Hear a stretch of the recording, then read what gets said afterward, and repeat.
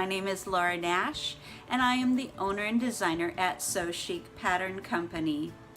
You may also remember me from my craftsy class called the Flirty Day Dress.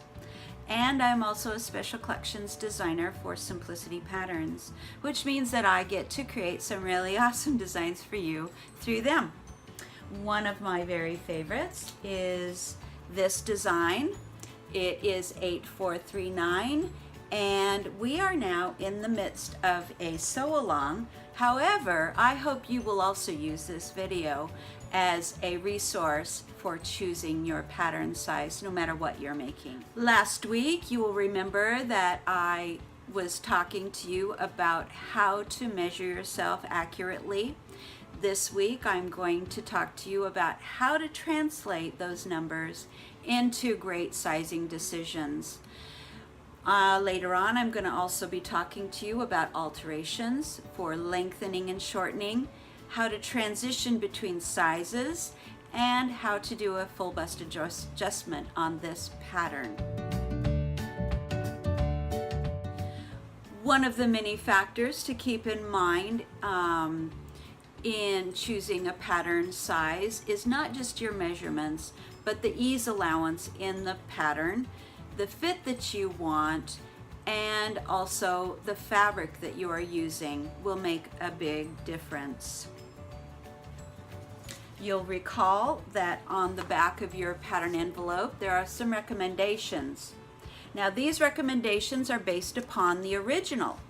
They want to help you get this same kind of silhouette, the same kind of structure. So they have chosen fabrics that will have the same drape, the same kind of structure, the same kind of feel, or perhaps the same kind of weight as the pattern that you see on the envelope. So if this is an important factor for you, then do follow those recommendations on the envelope. So to my left here, I have padded out a mannequin. I've already taken her measurements, but I wanted you to see what this looks like in real life, because looks can be deceiving. If I turn her to the left, or to a profile for you, you can see that she does look rather full busted. And in fact, she is wearing a D-cup bra, but don't let that relationship fool you when it comes to cup size for garment making. And with garment making, we are only looking at the chest measurement, which is sometimes called the high bust, and the full bust measurement. Those are the only two factors that we care about, because the chest will give us an indication of the shoulder width and how much or what the protrusion is beyond that chest. So her measurements are 34 here, she's a 36.5 here, she's a 25.5 at the waist, and a 35.5 at the hip, which really has no bearing on this pattern because it is a full skirted design. And then the back waist measurement is really critical because that gives us an indication of the length of the torso. And in this case, she's a 15-inch back waist measurement, so she's really quite short. So I have got some charts here. I've written her measurements here, but I know that you can't see them very well. So I'm going to take you over to the blackboard where you can get a better view of all of these charts and how we're going to use those to make some sizing decisions. So this is the back of the pattern, and these are the body measurements in inches. These are the sizes I've highlighted, and I've also added in the chest measurement. Now it's interesting to note that there's 2 inches between each size, so the bust measurement for the previous size becomes the chest measurement for the next size up. This is a bust adjustment guide, and it tells me how much to add or subtract, and this tells me what the difference in measurement has to be, chest to bust ratio. So you'll also notice that there's a 2-inch difference for a B cup, which this pattern is made for, and that's why I'm subtracting 2 inches from the bust measurement to arrive at my chest measurement for that chart. So these are the body measurements taken from our mannequin. This is a standard ease allowance, and yours could be personalized.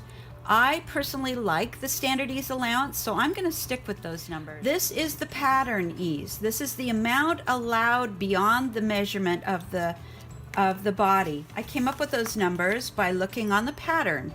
They give me a measurement for the bust, and all I had to do was subtract the bust measurement to arrive at this 3.5 inch difference.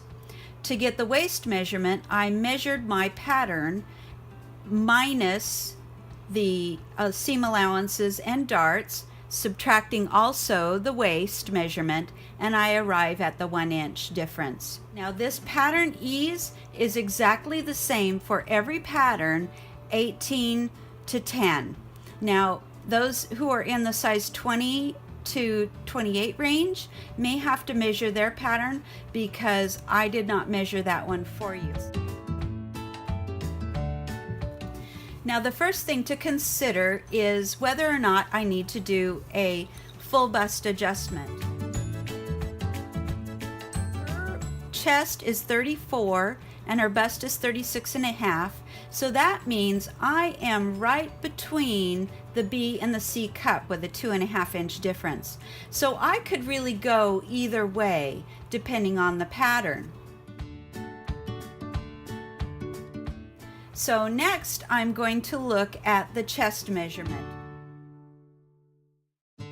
It's a 34, and this is a no-brainer. Right up here is the 34.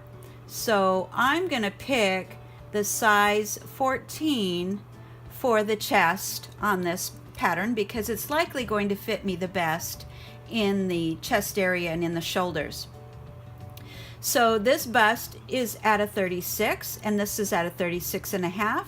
So then I want to look at my ease allowance, and I know that I'm outside of that allowance just because I have 3.5 inches here. So this is perfect. If I go ahead and skip the full bust adjustment, then I'm going to end up with the 3 inches allowed that I really want. So I'm going to stick with the 36 here at the 14. Now the waist is 25.5 inches, and a 28 inches on a size 14 is going to be way too much. So if I come down here to the waist on the size 10, that's a lot closer. The 25-inch waist is going to meet my needs because it's got 1 inch of ease in this pattern. So I will end up with a 1/2 inch of ease at the waist, and for my guide that is perfectly acceptable. So I am going to use the size 10 for the waist, and then that also means that I also need to cut a size 10 for the skirt so that the two will match together. So this is my 14 for the top, so I'm going to continue the 14 in length as well, just to be consistent. And this one is at 16.5 for length. My body is 15, so I know that I need to reduce by 1.5 inches in length.